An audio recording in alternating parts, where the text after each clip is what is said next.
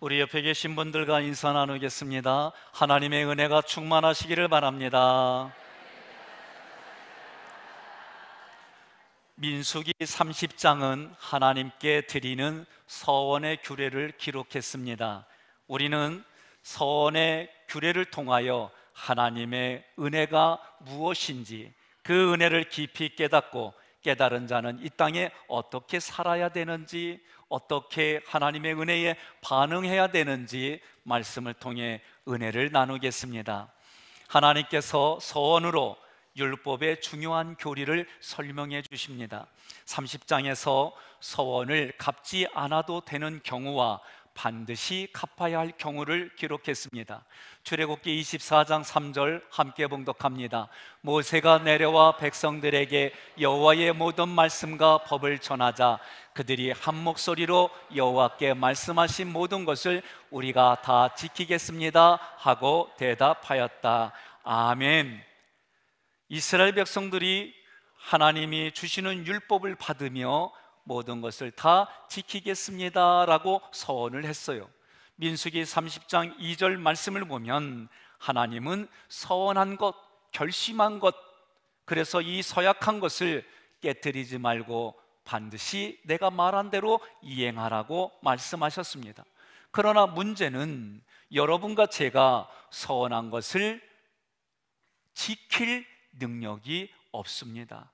우리가 하나님께 율법을 다 지켜 행하겠다고 서원한 것을 이행할 수 있는 능력이 우리에게 없습니다. 그러면 서원한 것을 지키지 못하면 어떻게 될까? 그것은 성경이 말하기를 진노하셔서 멸망당하는 상황이 된다라고 말하는 거예요. 전도서 5장 4절로 6절 교독하겠습니다. 하나님께 약속한 것이 있으면 그 약속을 이행하는데 지체하지 말아라. 하나님은 어리석은 자를 기뻐하지 않으신다. 내가 약속한 것을 속히 이행하라.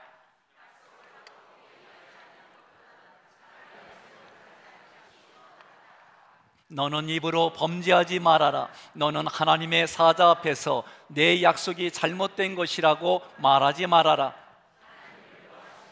내가 한 일을 망쳐놓을 이유가 무엇이냐? 아멘. 자, 중요한 것은 하나님께서 우리가 율법을 다 지켜 행하겠다는 서원을 온전히 행하지 못할 것을 아세요. 그래서 민수기 30장에서 서원을 하고도 갚지 못했지만 그 책임과 형벌을 면하게 해주시겠다, 면할 길을 세 가지로 기록하셨습니다. 첫째로 어린아이, 오늘 나이가 태어나서 조금 더 자라고 말을 할 수 있고 자기의 생각이 있는 그 나이의 어린 여자아이가 아비 집에 있을 때에 하나님께 서원했습니다. 그 서원을 아버지가 안 지켜도 돼? 그러면 지키지 않아도 됩니다. 두 번째로 이제 성장했습니다. 결혼할 나이가 됐습니다. 그래도 결혼하기 전에 서원을 했습니다. 그 이야기를 듣고 아버지가 들어보니 이거는 지키지 않아도 돼? 그러면 지키지 않아도 됩니다. 이제 결혼했습니다. 남편이 있습니다. 남편의 의지와 상관없이 아내가 서원했습니다. 그 서원한 것을 들어보니까 남편이 지키지 않아도 돼? 그렇게 얘기를 하면 지키지 않아도 됩니다. 서원을 갚지 않아도 되는 이 세 가지의 경우는 무엇을 의미할까? 우리 성도들을 상징하는 거예요. 우리가 주님의 권위 아래 있습니다. 주님의 은혜 아래 있습니다.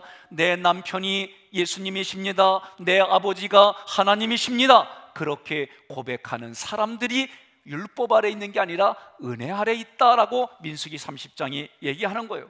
이런 모습을 로마서 6장에서 14절에 이렇게 기록했습니다.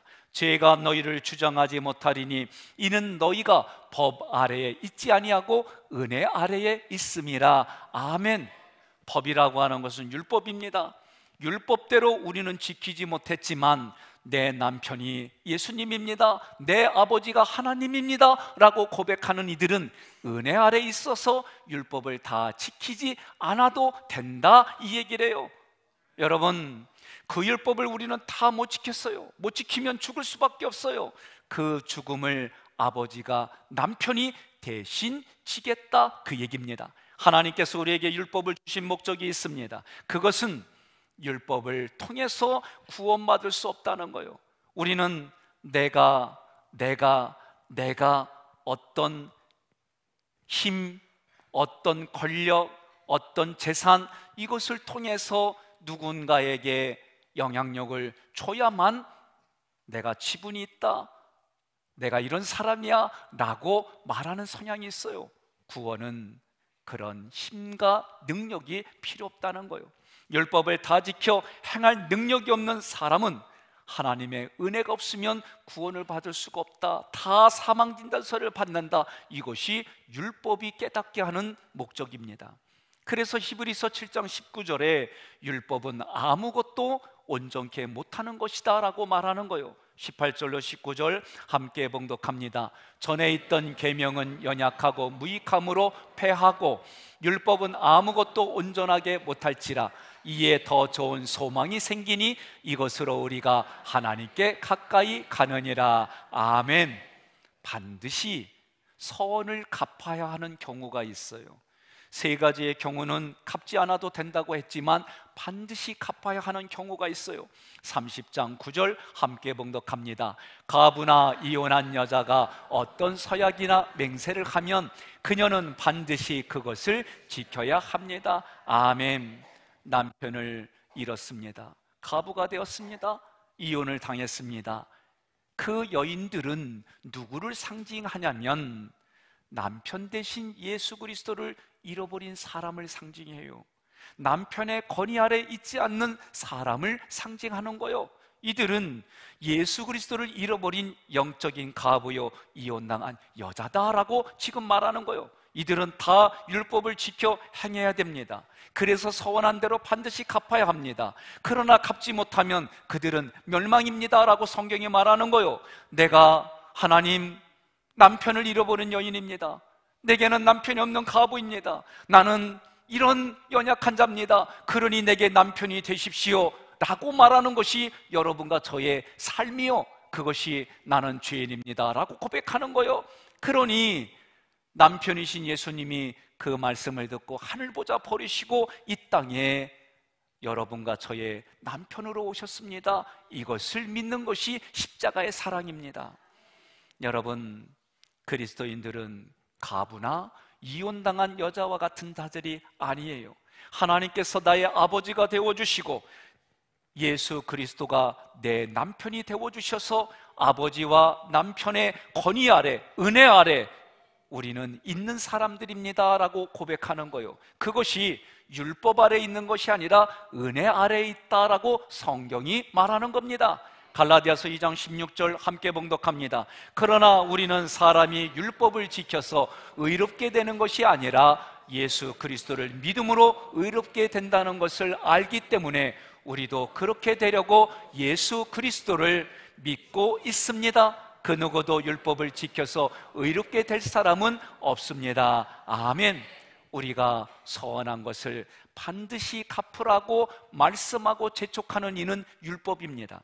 그런데 우리가 그 율법에 매이지 않고 자유를 누리는 이유는 하나님이 나의 아버지가 되시고 그 하나님이신 예수가 나의 남편이 되셔서 여러분과 제가 서원한 것을 다 담당하시기 때문에 우리는 율법을 지키지 못하지만 지킨 것으로 봐주시고 은혜 아래 있다라고 말하는 거예요.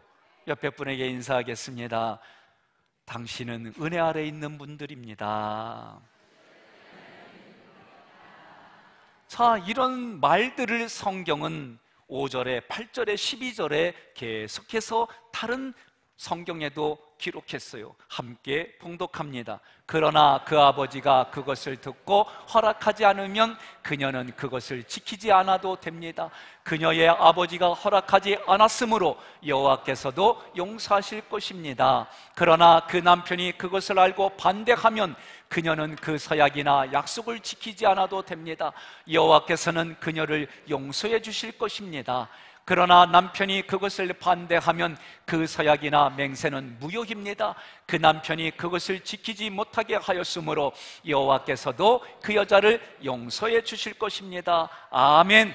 어떻게 서원을 갚지 못하는 죄를 용서받을 수 있을까? 15절 함께 봉독합니다. 만일 그 남편이 그 말을 듣고 얼마쯤 있다가 그것을 지키지 못하게 하면 그는 그 서약이나 맹세를 어기게 된 아내의 죄에 대하여 책임을 져야 합니다. 아멘. 분명히 아내가 서원을 했는데 아내의 서원을 남편이 담당한다는 말씀입니다. 남편이 아내의 서원을 무효화시키는 방법은 남편이 그 모든 것을 대신 가지고 가는 거예요. 남편이 아내를 대속해서 아내를 서원에서 자유하게 한다는 뜻입니다. 한때 우리나라에서 보증제도 때문에 망한 인생들이 너무 많아요. 보증을 잘못 써가지고 하루아침에 삶의 기반이 무너진 게 너무 많아요. 그래서 지금은 이제 보증제도가 그전과 다르게 많이 달라졌어요. 때로는 그 보증을 잘못 써서 길거리에 나가게 되니까 할 수 없이 부부가 생이별하고 법적으로 그렇게 서로 이혼한 것으로 그런 경우도 저는 많이 겪었습니다. 이런 상황 속에 이제는 시대가 좋아져서 그런 일들이 법적으로 조금씩 보완해져 가요. 결국 이 땅에 살아가는 우리들은 어떤 상태가 되든 보증하는 것은 영원히 보증할 수가 없어요.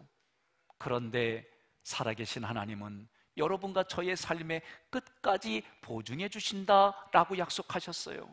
그 약속을 믿고 살아가는 여러분과 제가 되기를 주님의 이름으로 축원합니다.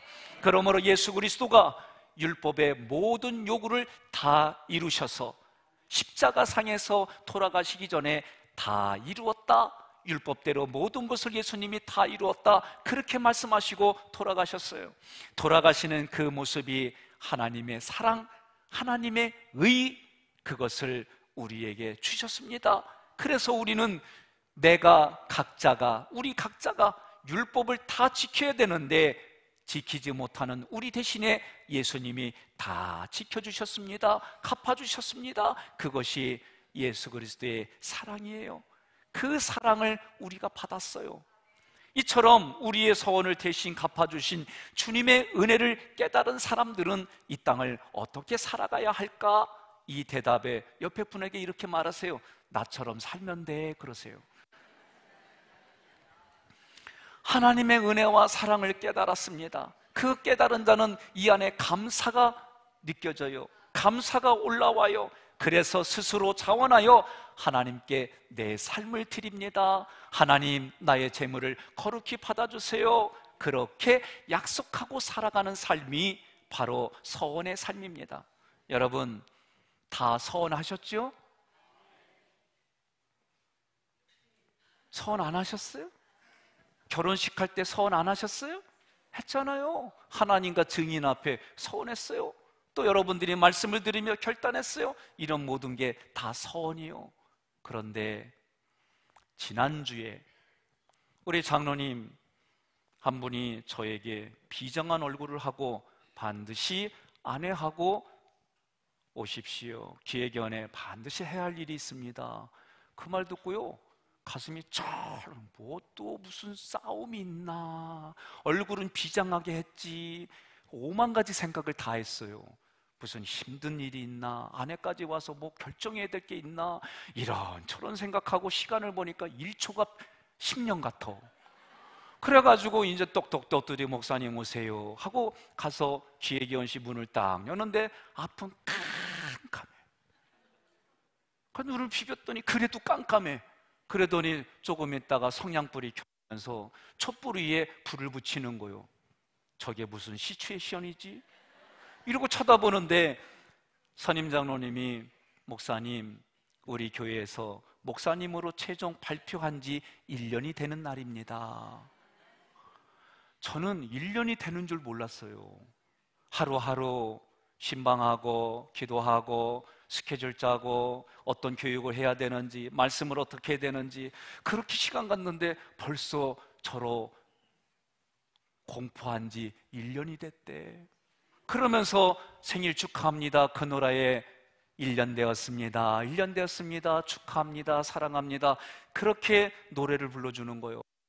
가슴이 뜨거워지고 막막한 그런 눈물들이 내 가슴에서 흘러가는 거예요. 아내의 손을 잡고 이렇게 했더니 둘이 꼭 손잡고 잘라야 된대. 그래서 또 둘이 입 맞추듯이 이렇게 훌불도 불고, 그러고 나서 한마디 했더니 또 돈까지 주는겨. 그러니 제 마음이 감사하고, 야, 이거 결정할 때 꼭 기도하고 최선을 다하고 이런 마음들이 스스로 내 안에서 새곡새곡 올라오는 거예요. 제가 보기에는 그것도 하나님이 우리 장로님들에게 준 첫 열매라 제 아내가 첫 열매로 드렸을 거예요. 여러분, 저는 여러분들에게 이 말씀을 드리는 의도가 성경의 상황, 사건들마다 하나님이 나는 여호와로라, 나를 기념하라, 나를 기억하여라, 성경이 창세기부터 요한계시록까지 모든 구절들이 하나님을 알게 하고 하나님이 우리에게 베풀어 주신 은혜를 기억하고 깨닫게 해주시는 그 모든 거요. 저는 지난주에 그렇게 해주시는 분들 보며 아내하고 저는 이제 학기교에서 1살이 됐어요. 하나하나 생각하고 전혀 생각지 못했던 곳에 우리 장로님들을 비롯해 여러분들이 사랑으로, 하나님의 사랑으로, 은혜로, 하나님의 은혜로 하나하나 해주니까 그냥 저는 감사해요. 기뻐요. 즐거워요. 목회가 이게 행복한 거구나. 내 평생에 행복이란 단어를 쓸 줄 몰랐는데 여기서는 맨날 써도 또 올라와. 그래서 우리 집에 와서 깨 좀 받아가요. 여러분, 오늘 성경은 그렇게 하나님이 너희들에게 특별한 날을 기억하라 말이요. 제가 온 지 1년이 됐다고 특별한 날을 기억해 주는 것처럼 하나님이 내가 너를 사랑한다, 나의 사랑을 특별하게 기억하라, 그게 절기예요. 그러니 11월 셋째 주에 추수감사 절기로 예배를 드리려고 그래요. 그럴 때 여러분, 마음을 담아서 내 마음의 모습을 여러분이 예물로, 그 예물의 수는 11조 개념으로 하나님께 그렇게 준비해서 드리시기를 바랍니다. 그래서 하나님이 모든 것에 베풀어 주신 은혜가 감사하고, 베풀어 주실 것을 기대하고, 때를 따라 도와주신 것에 감사하고, 그렇게 남은 인생에 영원토록 함께 해주실 하나님을 기억하며 여러분들이 준비해 주시기를 바랍니다. 하나님의 은혜를 받았어요. 은혜가 내 안에서 깨닫게 해줘요. 하나님의 사랑을 깨닫게 해줘요. 지금까지는 이게 고통이와 아픔으로 봤는데 이것이 사랑이었구나, 이것이 은혜였구나 깨달아져요. 감사해요. 여러분, 배우자가 있거든 오늘만큼은 이렇게 얘기하세요. 가을엔 편지를 쓰겠어요. 그러잖아요. 그런 마음으로 가을엔 내 마음을 전하겠어요. 그러면서 하는 얘기가 나와 함께 해주셔서 고마워요. 아니, 안 하겠다는 거요? 그러니까 오늘 여러분들이 실천할 것이 뭐냐? 오늘 교회에 나오지 않고 예배들 안 드리는 분이 계시면 밑도 끝도 없이 손을 잡고, 아니면 백허그 하세요. 백허그라는 거는 뒤에서 내 가슴으로 이렇게 안아주는 거를 백허그라고 그래. 그러면 그렇게 안아주면서 그렇게 얘기를 하세요. 당신의 등짝에 묻히고 싶었어요. 나와 함께 살아줘서 고마워요. 이 등짝으로 나를 숨겨주고 나를 보호해줘서 감사해요. 내가 생각해도 멋져. 그러니까 오늘 여러분들이 꼭 가서 그렇게 하세요. 예? 나 아멘 할 때까지 할 거예요. 근데 이렇게 하잖아요. 그러면 싫어하면서도 좋아해. 근데 혼자인 분은 애들 불러서 나의 자녀가 되어줘서 고마워요. 그러면서 감싸주고, 그러면서 반드시 뭘 해라? 봉투 준비하세요. 그래, 봉투까지 줘야 그게 기쁜 거예요. 예? 그렇게 하면서 사랑해요, 감사해요 마음으로 오늘 여러분들이 하면 내일부터 이 자리가 차고 넘치게 돼 있어요. 아프리카의 선교사였던 리빙스톤이 아주 어린 나이에 하나님께 헌신을 약속했습니다. 데이비드 리빙스턴은 1813년 영국 스코틀랜드 블렌타이어 지방에서 태어났어요. 가난한 가정에서 태어났습니다. 그래도 부모와 신앙생활을 잘했습니다. 어느 날 예배드리러 교회 갔는데 그날따라 예배가 아프리카의 생명을 전합시다, 아프리카의 영혼을 살립시다, 이 말씀이 리빙스턴 가슴에 크게 와닿았습니다. 그래서 아프리카 선교를 위해서 연보로, 구제로, 물질로 그렇게 헌금을 하는 거요. 헌금 바구니가 리빙스턴 앞에 왔습니다. 자기는 드릴 게 하나도 없어요. 그래서 그 헌금 바구니에 올라앉았습니다. 그러면서 그가 기도했습니다. 주님, 저는 드릴 헌금이 없습니다. 그렇지만 아프리카를 위해 제 몸을 드리겠습니다. 그리고 그의 약속대로 의사가 되어서 검은 대륙 아프리카의 1호 의사 선교사가 되어서 그곳에서 일생을 마쳤습니다. 리빙스턴이 마지막으로 남긴 일기장, 1873년 3월 19일 일기에 이렇게 기록이 되었습니다. 그날은 리빙스턴의 생일이었습니다. 오늘은 나의 생일입니다.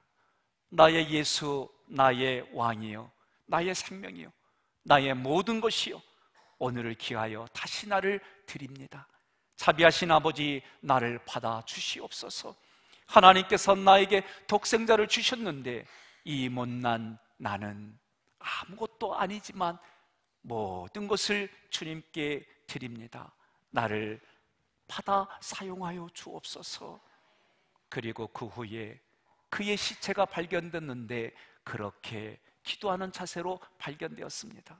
여러분, 많은 사람들이 서원을 할 때에 내가 무엇을 받으려고 하는 서원들을 많이 해요. 아니요, 서원은 하나님이 나에게 주신 것이 너무 감사하고 그렇게 깨달아져서 하나님, 다시 나를 하나님께 드립니다. 다시 나를 하나님 드리오니 나의 마음을 제물로 드려지는 이 모든 것 위에 기뻐 받아 주옵소서. 부끄럽지 않는 신앙생활 하겠습니다. 이것이 서원의 내용입니다. 여러분, 서원은 내가 원하는 것을 얻어내기 위해서 무엇을 드리는 게 아니라 그렇게 드려지면 그것은 기독교의 이름으로 우상숭배일 뿐입니다. 우상숭배의 목적은 모두 자기 중심적입니다. 자기의 유익을 추구합니다. 그래서 출애굽기 20장 4절에 너를 위하여 새긴 우상을 만들지 말고 위로 아래로 마음의 어떤 곳에서도 형상을 만들지 말라, 그렇게 말한 겁니다. 출애굽기 32장 1절에 보면 모세가 하나님의 말씀을 들으러 시내산에 올라갔는데 그 모세를 기다리는 이스라엘 백성들 눈에 모세가 안 보이는 거예요. 그러니 오랫동안 기다려도 오지 않으니까 백성들이 형 아론을 협박해서 여기까지 인도한 하나님을 만들어내라고 얘기하는 거예요. 그래서 금송아지를 만들었어요. 여러분, 우리 인생은 다 이래요. 하나님의 말씀을 받을 자격도 없고 그 말씀을 지킬 능력도 없어요. 그런데 하나님, 주신 하나님이 그 주신 것을 율법대로 대가를 치르고 희생을 치르고 우리를 다 율법을 지킨 자로 만들어 주셨습니다. 이런 은혜를 깨달은 사도 바울이 고백하는 거요. 로마서 12장 1절에 디모데후서 2장 15절에 바울의 깨달은 은혜를 가지고 여러분과 제가 정성껏 이 말씀 구절을 봉독하겠습니다. 그러므로 형제들아, 내가 하나님의 모든 자비하심으로 너희를 권하노니 너희 몸을 하나님이 기뻐하시는 거룩한 산 제물로 드리라. 이는 너희가 드릴 영적 예배니라. 너는 진리의 말씀을 옳게 분별하며 부끄러울 것이 없는 일꾼으로 인정된 자로 자신을 하나님 앞에 드리기를 힘쓰라. 아멘. 이 말씀은 예수님이 죽고 내가 영원한 생명을 얻었습니다. 이제는 내 자신이 죽고 나의 언행을 통해 예수 그리스도가 나타나는 삶을 살게 해주세요. 그 말씀입니다. 그러므로 하나님이 서원의 규례를 통하여 우리에게 주시는 교훈이 있습니다. 그것은 우리 대신 율법의 모든 요구와 책임을 담당하신 주님의 은혜와 사랑을 깨달아라. 깨달은 우리는 우리의 자원하여 하나님을 따르고 순종하는 인생을 살아가라. 하나님이 주신 은혜, 사랑을 깨달은 자들마다, 순종하는 삶의 자리마다 감사와 찬양이 흘러나가고 하나님은 그 영광을 받으신다라고 말하는 거예요. 요게벳의 노래라는 뮤직비디오가 있습니다. 우리 교회에서 여선교회가 이것을 찬양 축제 때 했어요. 요게벳은 모세의 어머니입니다. 성경에는 많이 기록되어 있지 않지만 어머니의 마음이 이렇겠구나, 우리가 살아오는 인생의 어머니의 그 삶을 기억하듯이 하나님이 나의 아버지로, 어머니의 모습으로 나를 그렇게 이끌어 가시는구나, 그런 신앙의 고백입니다. 요게벳이 아이를 잉태했습니다.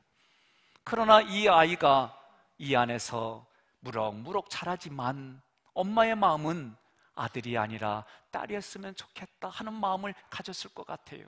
왜냐하면 그 시대에, 그 당시는 아들이 나오면 애굽의 군사가 와서 그 아이를 잡아다가 발목을 잡고 나일강에 집어던져서 악어의 밥이 되게 하는 거예요.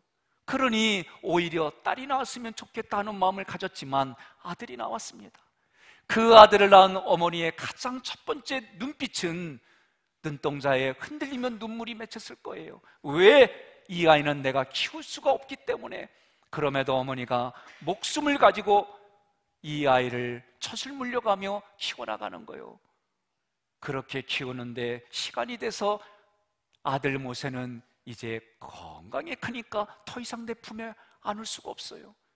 군사의 눈을 통해 그들의 눈을 피해가며 갈대 상자로 하나하나 상자를 만들어가고, 그리고 그 갈대 상자 틈틈이에 물이 새지 않도록 역청과 나무의 진을 바르는 거예요. 그때 엄마의 마음은 어땠을까? 생이별을 해야 되고 그 아이를 강물에 띄어내리면 어떤 인생이 될지, 악어가 물어갈지, 고기밥이 될지, 큰 배에 파선이 될지, 아니면 바람에 불러가 어디에 닿을지 모르는 그런 막막한 심정을 가지고 갈대상자 하나하나를 만들어가는 거예요. 그리고 그 아이를 이제 그곳에 누이고, 이제 더 이상 키울 수 없는 엄마의 아픈 마음을 가지고 군대의 눈을 피해가며 나일강의 당도에서 그 아이를 흘려보내는 거예요. 그때 이 여인은 좌절하지 않고 기도합니다. 이 아이의 생사복이 하나님께 있습니다. 이 아이의 생사하복이 하나님께 있습니다. 이 아이의 삶을 하나님께 맡깁니다. 생명의 참주인이신 하나님, 그 손에 이 아이의 삶을 맡깁니다. 이 아이를 죽음의 위협에서 구원해 주십시오. 이 아이가 먼 훗날 절망적인 시대에 하나님의 구원을 펼쳐갈 도구로 써주시옵소서. 그렇게 담은 갈대 상자를 마음을 담아 흘려보내고 강물에 출렁이는 갈대 상자가 눈에 보이지 않을 때까지 그 자리에 서 있는 요게벳의 엄마의 마음이 오늘 우리를 향한 하나님의 마음임을 믿으시고, 여러분과 제가 오늘 결단하는 서원이 하나님을 찬양하고 하나님을 영화롭게 하며 하나님의 그 모든 것이 흘러가는 통로가 되기를 주님의 이름으로 축원합니다. 오늘 자리에 일어나셔서 함께 찬양을 하며 하나님 앞에 결단의 서원을 드리겠습니다.